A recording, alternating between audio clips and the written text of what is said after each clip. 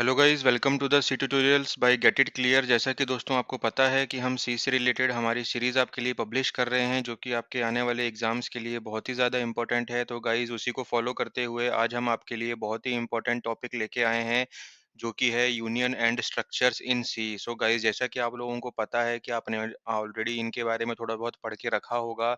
अगर आप लोगों को थोड़ा बहुत ध्यान है तो आपको पता है कि इन दोनों का स्ट्रक्चर जो होता है, जो सिंटैक्स होता है लिखने का, वो काफ़ी ज़्यादा सिमिलर होता है। तो इसमें काफ़ी लोग कन्फ्यूज़ हो जाते हैं, क्योंकि इनमें हम कैसे इनिशियलाइज़ करते हैं वैल्यू को, कैसे हम वैल्यूज़ को फेच कर सकते हैं, उसका थोड़ा-सा तरीका अलग होता है। एंड ये एग्ज़ाम में काफ़ी कन्फ्यूज़ कर देता है बंदों को, जिसके कारण हम जनरली गलत आंसर टिक करके आ सकते हैं गाइज़। तो गाइज़, आगे बढ़ते हैं, हम आपको दिखाएँगे कि आज यूनियन और स्ट्रक्चर सी में क्या होता है, देन हम इसका प्रैक्टिकल एक्सप्लेनेशन भी देंगे। तो गाइज़, हम पहले देखते हैं कि स्ट्रक्चर्स क्या होते हैं। A structure is a user defined data type available in C that allows to combining data items of different kind. Structures are used to represent a record.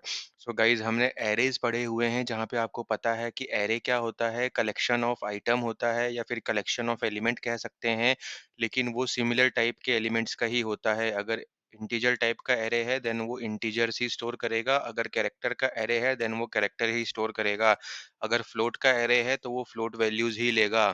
तो गाइज, उसी केस में क्या होता है कि आपको पता है कि अगर आपको ऐसा सिनेरियो आ गया है जहाँ पे आपको एक कलेक्शन बनाना है एंड उसमें आपको अलग अलग वैल्यू स्टोर करवानी है, तो उस तरह के सिनेरियो में, लेकिन ध्यान देने वाली बात यह है कि ये आपका एरे नहीं होता है गाइज।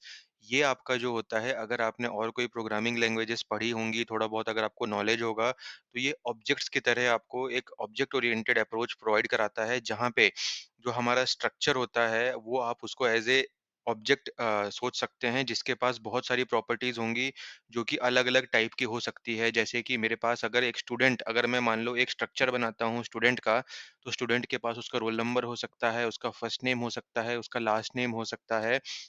ऐसे ही बहुत सारी चीज़ें हो सकती हैं उसके पास। Structures are used to represent a record, जैसा कि गाइज़ मैंने आपको बताया, ये डेफिनेशन भी बता रही है आपको कि आपको अगर कोई रिकॉर्ड दिखाना है या फिर कोई ऑब्जेक्ट है उसके बारे में आपको बताना है कि ये ऑब्जेक्ट की ये प्रॉपर्टीज़ हैं, देन आप स्ट्रक्चर का यूज़ कर सकते हैं। नीचे आपको इसका सिंटैक्स दिया हुआ है, आपको स्ट्रक्ट नाम का कीवर्ड यूज़ करना होता है। स्ट्रक्ट स्पेस के बाद आप एक स्ट्रक्चर का नाम देते हैं।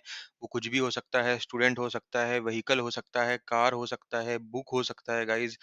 देन उसके अंदर आपको डिफाइन करना है कि अगर आपने बुक के बारे में लिखा है तो बुक का क्या होगा, प्राइस कितना होगा, नंबर ऑफ पेजेस कितने होंगे, ऑथर कौन होगा। देन वो हम गाइस अंदर डिफाइन करेंगे। जैसे कि अगर हमें नंबर ऑफ पेजेस बताने हैं तो हम integer number of pages, integer price of the book, या फिर float price of the book, या फिर अंदर आ जाएंगे, फिर कैरेक्टर का एरे ले लेंगे, क्योंकि हमें स्ट्रिंग में बताना है कि उसका ऑथर का नाम क्या है। तो इस टाइप का आप अपना स्ट्रक्चर बना सकते हैं, जैसा कि आपको हमने सिंटेक्स में दिखाया। इसको ध्यान में रख लीजिएगा गाइस, क्योंकि यूनियन के लिए भी आपको सेम तरह का सिंटेक्स देखने के लिए मिलेगा।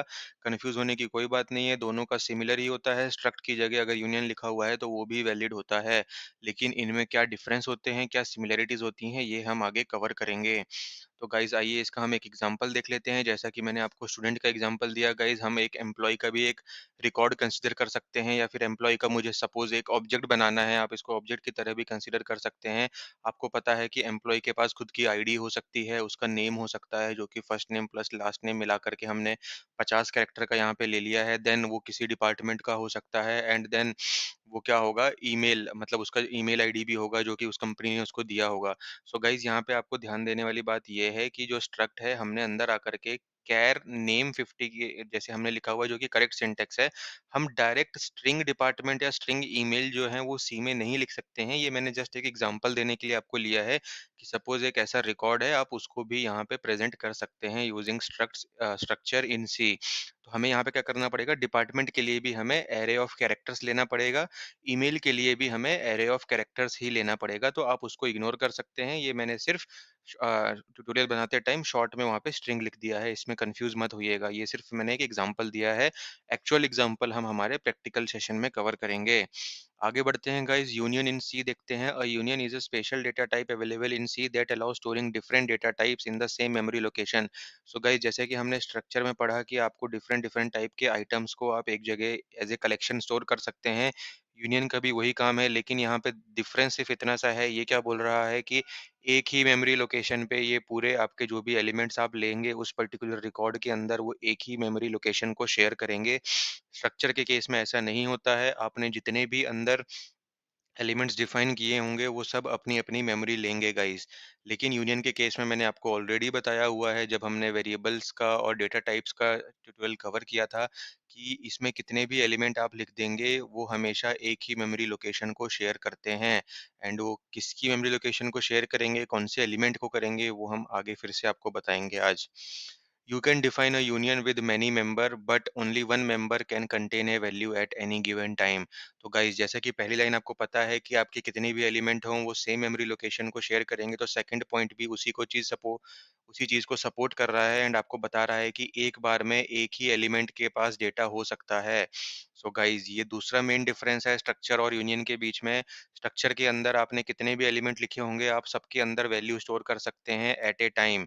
लेकिन यहाँ पे यूनियन की अगर हम बात करें तो एक बार में एक ही एलिमेंट के पास वैल्यू होगी, तभी वो सेम मेमोरी लोकेशन शेयर कर पाएँगे। क्योंकि जिस मेमोरी लोकेशन पे वो यूनियन के एलिमेंट्स शेयर कर रहे हैं, ऑब्वियस सी बात है कि एक एलिमेंट के पास डेटा होगा तो वो वहाँ पे प्रेज़ेंट होगा। देन अगर मैंने दूसरे में डेटा डाल दिया तो पहले वाले की वैल्यू हट जाएगी एंड वो मेमोरी जो है वो मेरे दूसरे एलिमेंट को असाइन हो जाएगी। तीसरा पॉइंट पढ़ते हैं, unions provide an efficient way of using the same memory location for multiple purposes. So guys जैसा कि आपको पता है आप सोच सकते हैं कि इसका क्या मतलब हुआ कि मैं एक बार में एक ही वेरिएबल को मेमोरी दे रहा हूँ उस पर्टिकुलर यूनियन के अंदर, लेकिन वो जो प्रीवियस वैल्यू है वो हट जा रही है। तो गाइस हमारी जब हम प्रोग्रामिंग लैंग्वेजेस की बात करते हैं, जब हम एक्चुअल एप्लीकेशंस पे काम करते हैं तो बहुत ज़्यादा इंपॉर्टेंस हो जाता है। जब हम मेमोरी से रिलेटेड अगर कुछ डीलिंग कर रहे हैं तो हो सकता है पहले स्ट्रक्चर्स का इन्वेंशन हुआ होगा।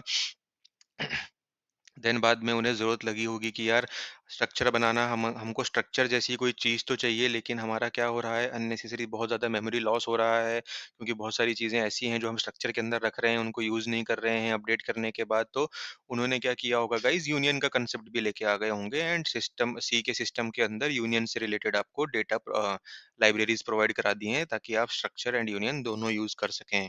गाइस यहाँ पे नीचे मैंने आपके लिए इसका सिंटैक्स रखा हुआ है, आप देख सकते हैं कुछ भी डिफरेंस नहीं है स्ट्रक्चर और यूनियन के बीच में, सिर्फ उसको डिक्लेयर करने का तरीका अलग है। वहाँ पे आप स्ट्रक्ट कीवर्ड का यूज़ करते हैं, यहाँ पे आप यूनियन का यूज़ करते हैं। इसका अगर हम एक एग्जांपल देख लें, तो जो एग्जांपल हमने पिछली बार आपको दिखाया था, वही एग्जांपल आप यहाँ पे भी कंटिन्यू कर सकते हैं। स्ट्रिंग को आपको फिर से इग्नोर करना है। मैंने आपको बताया है सी में स्ट्रिंग जो होता है वो एरे ऑफ कैरेक्टर्स होता है। मैंने यहाँ पे टाइप करने के लिए थोड़ा इसको शॉर्ट में स्ट्रिंग कंसीडर कर लिया है, तो आप यहाँ पे फिर से देख सकते हैं एक एम्प्लॉयी नाम का या तो ऑब्जेक्ट है या रिकॉर्ड आप बोल सकते हैं। उसके पास नेम होगा, डिपार्टमेंट होगा, फ़ोन होगा, ईमेल हो सकता है। तो मैंने उन सब के लिए अलग-अलग डेटा टाइप और उनके वेरिएबल डिक्लेयर किए हैं। लेकिन यहाँ पे आपको जब ध्यान देंगे, जब आप कोडिंग करेंगे, आपको पता है इसकी डेफिनिशन के हिसाब से एट ए टाइम इनमें से किसी ही एक ही एलिमेंट के अंदर वैल्यू स्टोर होगी। वो हम अभी आगे प्रैक्टिकल में देखेंगे। आगे बढ़ते हैं guys, similarities between structure and union. Guys ये भी आपके लिए बहुत ज़्यादा इंपॉर्टेंट है, क्योंकि अगर इनसे रिलेटेड क्वेश्चन आते हैं तो अब बंदे कहाँ कंफ्यूज होते हैं वो हम अभी इस स्लाइड और अगली स्लाइड में कवर करेंगे कि इनमें सिमिलरिटीज क्या है एंड देन इनमें डिफरेंसेस क्या हैं। तो गाइस सिमिलरिटीज की अगर बात करें पॉइंट बाय पॉइंट, तो both are user defined data type use to store the data of different type as a single unit. ठीक है, ये हमने देखा है कि यस दोनों के अंदर हम डिफरेंट टाइप ऑफ डेटा को कलेक्टिवली स्टोर कर सकते हैं एक ही पर्टिकुलर डेटा टाइप के अंदर, जो कि हमारा यूनियन या स्ट्रक्चर होगा जो आपको पता है। Their member can be object of any type including other structures and unions or arrays.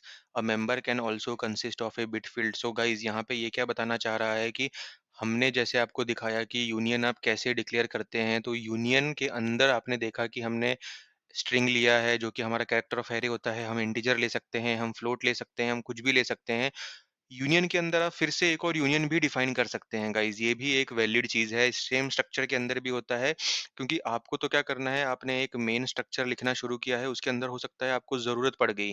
जैसे कि मान लो मैंने एम्प्लॉयी के लिए ही क्या किया हुआ है, आईडी दिया है, नेम दिया है, डिपार्टमेंट दिया है, मुझे उसका एड्रेस रखना है। अब एड्रेस के अंदर भी मुझे अगर address line 1, address line 2, state, ये सब मुझे अगर अलग-अलग करना है, तो मैं एक स्ट्रक्चर के अंदर या एक यूनियन के अंदर फिर से एक सब यूनियन या सब स्ट्रक्चर ले सकता हूँ। यूनियन के अंदर मैं स्ट्रक्चर भी ले सकता हूँ, स्ट्रक्चर के अंदर मैं फिर से यूनियन भी ले सकता हूँ गाइस। वहाँ पे क्या होगा, हम एड्रेस नाम का एक यूनियन बना करके या एक स्ट्रक्चर बना करके हमारे एम्प्लॉयी ऑब्जेक्ट के अंदर फिर से उसको डिफाइन कर देंगे। तो स्ट्रक्चर के अंदर स्ट्रक्चर्स एंड यूनियंस हो सकते हैं, यूनियन के अंदर भी स्ट्रक्चर एंड यूनियंस हो सकते हैं गाइस, ओके। अंदर जैसे कि मैंने आपको बताया कि हम स्ट्रिंग का यूज़ कर रहे हैं, तो एरेज़ तो हम लोग ऑलरेडी यूज़ कर ही रहे हैं, मतलब एरे ऑफ कैरेक्टर्स का जो हमने आपको दिखाया है ऑलरेडी एग्जांपल में। तो यहाँ पे घबराने वाली बात नहीं है, आपको सिंपल सी बात पता है कि जैसे हम सी के अंदर कोई भी वेरिएबल डिक्लेयर कर सकते हैं, किसी भी डेटा टाइप का हम एक एरे बना सकते हैं, सिमिलरली वही सब चीज़ें हम एक यूनियन के अंदर भी डिफाइन कर सकते हैं। जैसे हम सी के अंदर स्ट्रक्चर और यूनियन भी डिफाइन कर रहे हैं, तो वो भी हम एक एग्जिस्टिंग स्ट्रक्चर या यूनियन के अंदर फिर से डिफाइन कर सकते हैं। मतलब नेस्टेड स्ट्रक्चर और नेस्टेड यूनियंस भी आप यूज़ कर सकते हैं। आगे बढ़ते हैं। Both structures and union support only assignment and size of operator. The two structures or unions in the assignment must have the same members and member type. तो गाइज आपको पता है, जैसे कि आपको पता है, जब आपको वैल्यू असाइन करनी है किसी भी मेंबर को, तो आप यूजिंग असाइनमेंट ऑपरेटर जो कि अपना इक्वल्स टू होता है, एंड देन आप उसका साइज ऑफ ऑपरेटर कॉल करके उनका साइज पता कर सकते हैं। जो ये दोनों होते हैं गाइज़, ये असाइनमेंट तभी सपोर्ट करेंगे जब उसका जो क्या होगा कि जो मेंबर्स होंगे वो सेम होंगे एंड उनका जो टाइप होगा वो सेम होगा। ऑब्वियस सी बात है, जैसे मैंने आपको बताया है, अगर आप फ्लोट को इंट में स्टोर करना चाहेंगे तो वहाँ पे आपका डेटा लॉस हो जाएगा। तो यहाँ गाइज़, यहाँ पे सी ने पहले ही आपको दे दिया है कि ये सी आपको पहले ही कंपाइलर का एरर थ्रो कर देगा कि भाई आप डिफरेंट नंबर ऑफ मेंबर के स्ट्रक्चर और यूनियन को एक दूसरे से असाइन करना चाह रहे हैं, एंड उनका जो मेंबर टाइप है, जो कि डेटा टाइप ऑफ उनका एलिमेंट्स हैं, वो भी अलग-अलग है। आगे बढ़ते हैं। Structure or union can be passed by value to function and returned by value by the function. The argument must have the same type as the function parameter. The structure or union is passed by value just like a scalar variable or a corresponding parameter. So guys, इस particular point को मैं अभी explain नहीं करूंगा क्योंकि आपके लिए थोड़ा कंफ्यूजिंग हो जाएगा। ये हम हमारे आने वाले ट्यूटोरियल में, जिसमें हम आपको pass by value and pass by reference का डिफरेंस समझाएंगे, उसमें मैं आपको इसका रेफरेंस दे करके क्लियर कर दूँगा कि ये क्या समझाना चाह रहा था। इसमें इसने सिर्फ़ इतना बोला है कि हम इसको पास बाय वैल्यू से ही कॉल करते हैं। जब भी हम स्ट्रक्चर और यूनियन को किसी फ़ंक्शन के अंदर एज़ ए पैरामीटर भेजेंगे, तो वो पास बाय वैल्यू होगा। एंड आप ये पॉइंट को नोट करके रख लीजिए गाइज़, हमारे आने वाले ट्यूटोरियल के बाद आपको ये चीज़ क्लियर हो जाएगी कि pass by value and pass by reference क्या होता है। लास्ट पॉइंट देखते हैं। Dot operator is used for accessing the member. तो जैसे कि आपको पता है कि अगर हमें किसी भी रिकॉर्ड या ऑब्जेक्ट का कोई एक पर्टिकुलर मेंबर को एक्सेस करना है एट ए पर्टिकुलर टाइम उस पर्टिकुलर कोड के अंदर, तो हम उसको डॉट ऑपरेटर का यूज करके फेच करेंगे उस वैल्यू को। वो हम कैसे करेंगे, ये हम आपको आने वाले प्रैक्टिकल सेशन में दिखाएंगे। आगे बढ़ते हैं गाइज। यहाँ पे आपके लिए हम लेके आए हैं differences between structure and union.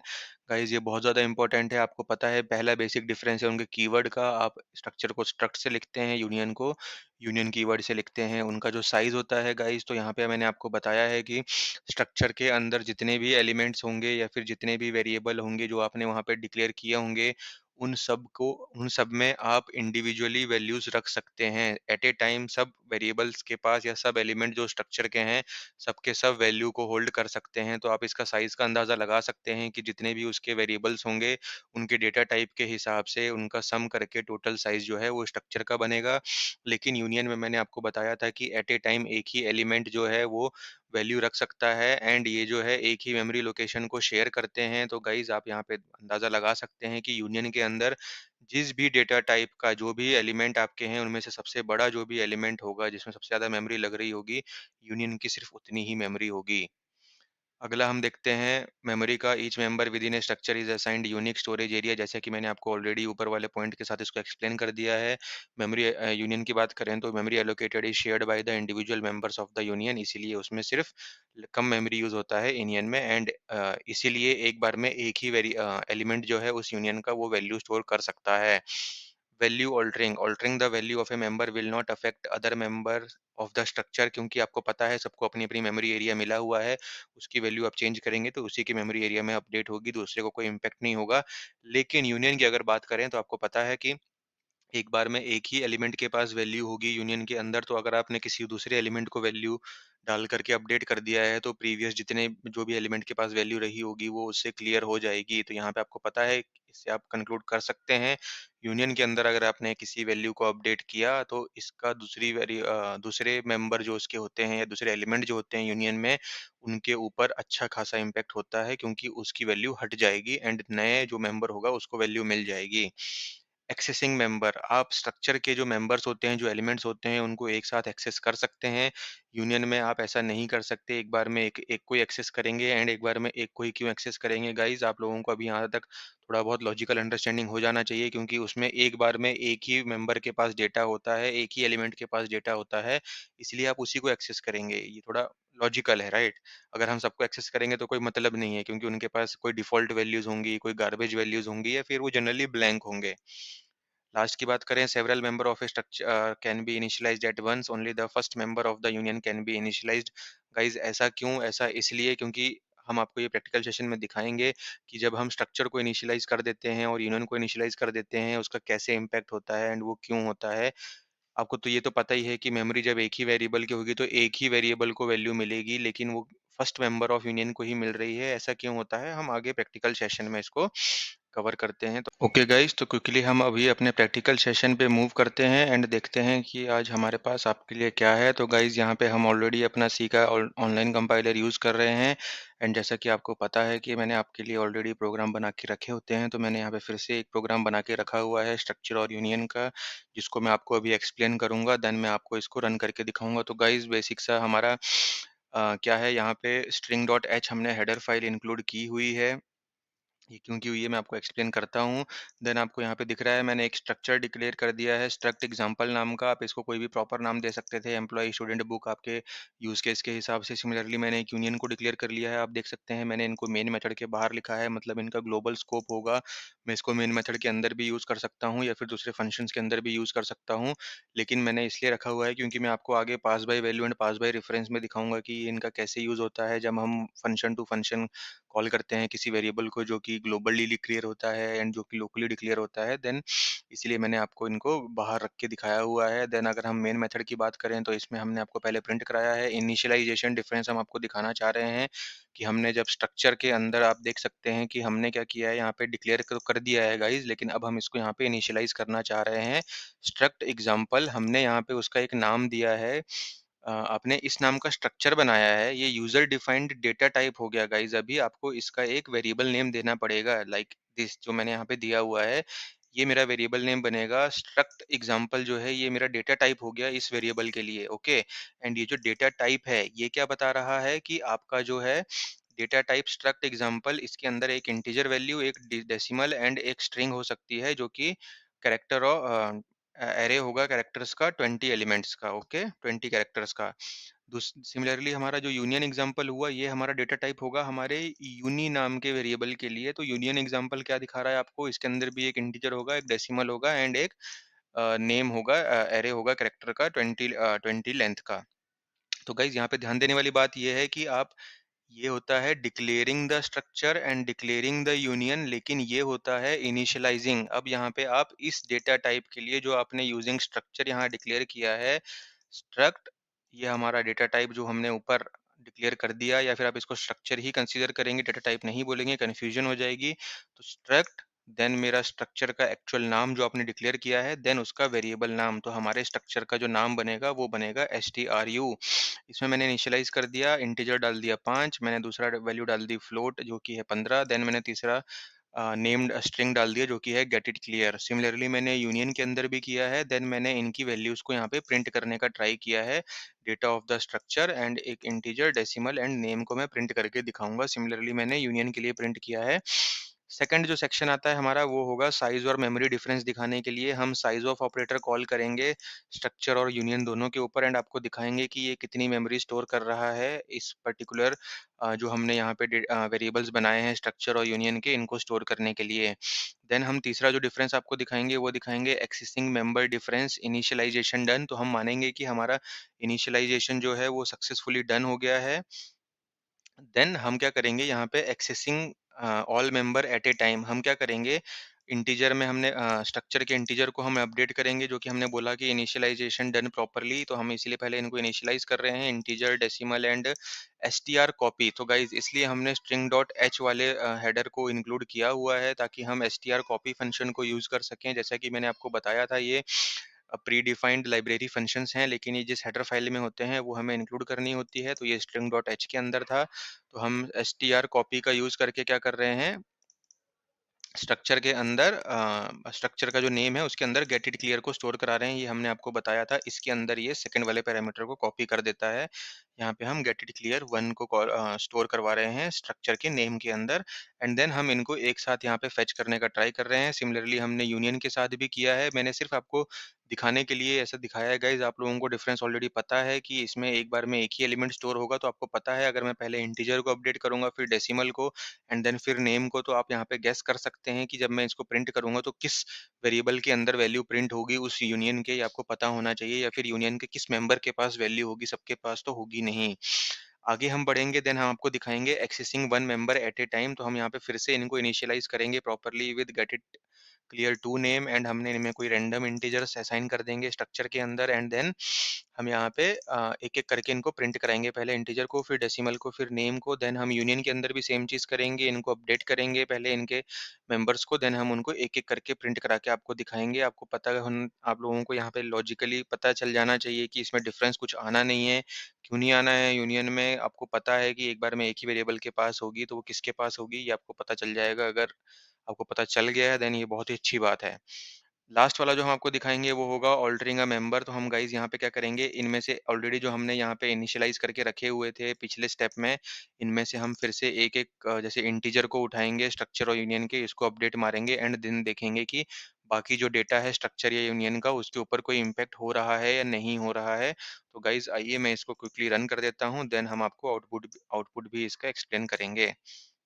तो गाइज़ यहाँ पे हमारा आउटपुट आ चुका है। मैं सबसे पहले चले जाता हूँ इनिशियलाइज़ेशन डिफरेंस पे। तो गाइज़ ये प्रिंट हुआ है। देन हमने क्या किया है देखिए, स्ट्रक्चर के अंदर 5, 15 और गेट इट क्लियर स्टोर करवाया है, integer, decimal and name. Then हमने यूनियन के अंदर भी वही किया है, 5, 15 एंड गेट इट क्लियर, मतलब integer, decimal and name.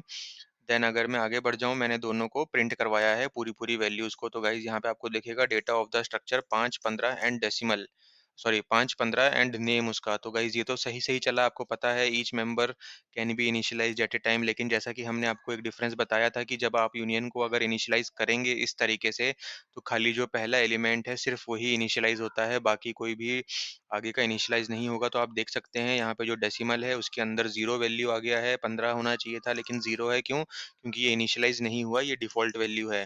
Then आपको पता है कि जो हमने नेम नाम का कैरेक्टर का एरे लिया हुआ है, उसके अंदर देखिए हमने गेट इट क्लियर स्टोर करवाया लेकिन वो नहीं आया। इससे आपको वो डिफ़रेंस समझ में आ जाना चाहिए कि when you will initialize a union, सिर्फ़ आपका पहला ही एलिमेंट इनिशियलाइज़ होगा उस यूनियन का, एंड स्ट्रक्चर के केस में ऐसा नहीं होगा, सबके सब होंगे, ये आपको यहाँ से दिख सकता है। सेकंड हम उसकी बात करें तो हमने साइज़ और मेमोरी का आपको डिफ़रेंस दिखाया था गाइज़, यहाँ पे आप देख सकते हैं size of structure and size of union 28 और 20 प्रिंट हुआ है गाइज़। ऐसा इसलिए हुआ है, मैंने आपको बताया था स्ट्रक्चर के एग्ज़ाम्पल में हर एक मेंबर को मेमोरी एलोकेट होगी, तो आपको पता है कैरेक्टर जो है वो 1 बाइट लेता है, तो 20 बाइट्स तो इसके हो गए।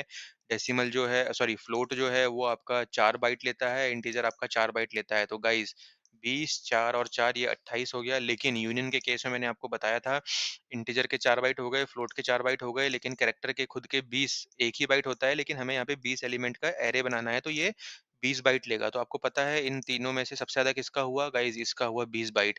इसलिए हमारे यूनियन को जो मेमोरी एलोकेट होगी वो 20 बाइट होगी टोटल। जो भी यूनियन का सबसे बड़ा एलिमेंट होगा उसी की मेमोरी एलोकेट होती है, एंड भले फिर मैं इंटीजर को वैल्यू दे के रखूँ तब भी वो 20 की ही मेमोरी यूज़ कर रहा होगा मेमोरी के अंदर, क्योंकि उसको ये अगर मैं किसी भी टाइम पे जाकर के इसमें वैल्यू डाल दूँगा तो मेरा यू इंटीजर या फ्लोट के अंदर कोई भी वैल्यू होगी, तो वो क्लियर हो जाएगी एंड इसकी वैल्यू आ जाएगी। इसलिए यूनियन हमेशा 20 का ही साइज़ स्टोर करके रखेगा। स्ट्रक्चर में ऐसा नहीं होगा, आप और एलिमेंट ऐड करते जाएँगे तो ये और बढ़ता जाएगा। अगर मैं इसमें और एलिमेंट ऐड कर दूँगा यूनियन में, लेकिन उनका जो मेमोरी का जो साइज़ होता होगा, अगर वो इस 20 कैरेक्टर के साइज़ से छोटा होगा, देन इसका साइज़ में कोई इम्पैक्ट नहीं होगा, ये स्टिल उतना ही रह जाएगा। ओके गाइस, यहाँ पे कंफ्यूज मत होइएगा, ये बहुत ही स्ट्रेट फॉरवर्ड सा है। थर्ड जो हमारा डिफरेंस था गाइस वो था accessing member difference initialization done properly. मैंने आपको बताया था कि accessing member initialization done properly, accessing all member at a time. तो मैंने क्या किया था, 163 75 गेट इट क्लियर डाला स्ट्रक्चर में। आपको ये तीनों वैल्यूज यहाँ पे क्लियरली दिख रही हैं गाइस। ओके, अगर हम आगे बढ़े देन हमने क्या किया, यूनियन के अंदर भी तीनों वैल्यूज डाली वन बाई वन। लेकिन अगर आप यहाँ पे आके देखेंगे तो आपको सिर्फ नाम में दिख रहा है कि जो हमने यूनियन का नेम दिया है कि गेट इट क्लियर तो आ रहा है, बट हमने यहाँ पे 75 और 163 दिया था इंटीजर और डेसिमल में, लेकिन यहाँ पे तो कुछ और ही प्रिंट हो रहा है। तो गाइस जैसा कि मैंने आपको बताया कि जैसे ही आप किसी भी मेंबर वेरिएबल को अपडेट कर देंगे तो क्या करेगा ये, जो प्रीवियस दोनों होंगे इनको वहां से हटा देगा एंड जो नेम है उसकी जो वैल्यू होगी करंट वो स्टोर कर देगा। तो यूनियन जो होगा लाइन नंबर 51 एग्जीक्यूट होने के बाद क्या कर रहा होगा, खाली नेम की वैल्यू को रख रहा होगा, इन दोनों की वैल्यू को उसने क्लियर कर दिया है। लेकिन जैसा कि आपको पता है सी के अंदर गार्बेज वैल्यू आपको दिख जाती है, उनको एक कोई भी गार्बेज रैंडम वैल्यू को क्या कर रहा है, जो प्रीवियस अनयूज्ड वैल्यूज हैं सी के सिस्टम में वो उठा के यहाँ पे प्रिंट कर रहा है।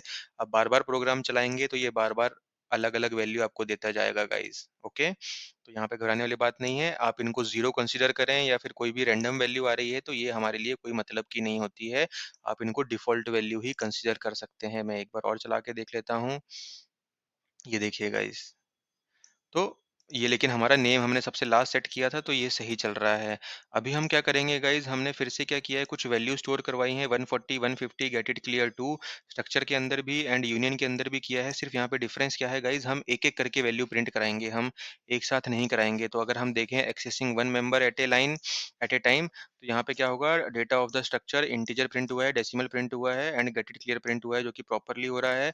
अगर मैं डेटा ऑफ यूनियन की बात करूँ गाइस तो यहाँ पे भी सेम चीज़ होगी क्योंकि सबसे लास्ट में आपने फिर से यहाँ पे नेम को अपडेट किया है। तो गाइस इसलिए यहाँ पे आपको फिर से समझ में आना चाहिए। अगर मान लीजिए मैंने ये जो नेम सबसे लास्ट में किया है, मैं इसको पहले कर देता एंड लास्ट में मैं डेसिमल को करता। तो गाइस ध्यान दीजिएगा, एक्सेसिंग वन मेंबर एट ए टाइम में अभी हमारा नेम जो था वो प्रॉपर्ली प्रिंट हो रहा था डेटा ऑफ यूनियन में, लेकिन मैंने अब क्या किया है, नेम को सेकंड नंबर पे अपडेट किया है एंड थर्ड नंबर पे मैंने डेसिमल को अपडेट किया है। तो अब हम फिर से नीचे स्क्रॉल करेंगे एंड यहाँ पे आके देखेंगे एक्सेसिंग वन मेंबर एट ए टाइम, हम देखेंगे नेम की वैल्यू ब्लैंक हो गई है लेकिन डेसिमल की वैल्यू करेक्ट हो गई है। तो आपको पता है जो वैल्यू सबसे लास्ट अपडेट होगी यूनियन में आपको वही वैल्यू सबसे करेक्ट दिखेगी। ठीक है गाइज, हम आगे बढ़ते हैं। हमने यहाँ पे क्या किया है, altering the member variable. Okay, तो हम क्या करेंगे गाइज, एक टाइम पे किसी भी एक एक वेरिएबल को यहाँ मेंबर को अपडेट कर देंगे, स्ट्रक्चर और यूनियन के। तो हमने क्या किया, स्ट्रक्चर के इंटीजर को अपडेट किया एंड यूनियन के इंटीजर को अपडेट किया। Last value guys fourth point पे आने के पहले आपको पता है स्ट्रक्चर के अंदर क्या है, इंटीजर 140 है। इसके अंदर तो आपको पता है ये गार्बेज है, मतलब डिफॉल्ट वैल्यू को रख रहा है एंड डेसिमल की प्रॉपर वैल्यू है यूनियन के अंदर एंड नेम तो वैसे भी ब्लैंक हो चुका है जो कि डिफ़ॉल्ट वैल्यू है। लेकिन हम क्या करेंगे, अब यहाँ यूनियन में इंटीजर को अपडेट मार देंगे 512 पे, देन देखेंगे इसका क्या आउटपुट है। तो यहाँ पे आपको दिख सकता है कि स्ट्रक्चर का इंटीजर अपडेट हुआ एंड बाकी दोनों जो उसके मेंबर थे उनको भी कोई प्रॉब्लम नहीं हुई एंड उनकी वैल्यू भी वैसे की वैसी ही बनी रही। लेकिन डेटा ऑफ यूनियन में अगर आप ध्यान देंगे तो इंटीजर को तो अपडेट जैसे ही मैंने किया वैसे ही डेसिमल की वैल्यू भी डिफ़ॉल्ट हो गई एंड नेम तो ऑलरेडी डिफ़ॉल्ट हो ही गया था पिछले ही स्टेप में, इसके बाद भी वो डिफ़ॉल्ट ही रह जाएगा। तो गाइज़ आई होप आप लोगों को अभी ये डिफरेंस समझ में आ गया होगा। अगर आपको इससे रिलेटेड अभी भी कोई डाउट होगा देन आप हमारे कमेंट सेक्शन में हमें पूछ सकते हैं या फिर हमें हमारा ईमेल आईडी पे ईमेल भेजकर भी अपने क्वेश्चंस पूछ सकते हैं। तो गाइज़ बने रहिएगा, आने वाले कुछ टाइम में ही आपको हमारे पिछले जो हमने 2-3 टॉपिक कवर किए थे जैसे कि रिकर्शन का था, बहुत ही ज़्यादा इम्पोर्टेंट टॉपिक एंड आज हमने यूनियन एंड स्ट्रक्चर का किया है। इनसे रिलेटेड हम आपको कुछ टॉप एमसीक्यूज़ देंगे जो कि आपके एग्ज़ाम्स के लिए बहुत ही ज़्यादा हेल्पफुल होंगे गाइज़। तो गाइज़ मैं उम्मीद करता हूँ कि आप लोगों को ये सेशन अच्छा लगा होगा, आप लोगों की काफ़ी अच्छी अंडरस्टैंडिंग क्लियर हुई होगी इस टॉपिक के ऊपर। तो गाइज़ हमारे साथ बने रहें, हमारे इस वीडियो को लाइक करें, शेयर करें एंड हमारे चैनल को सब्सक्राइब करें। Thank you, bye.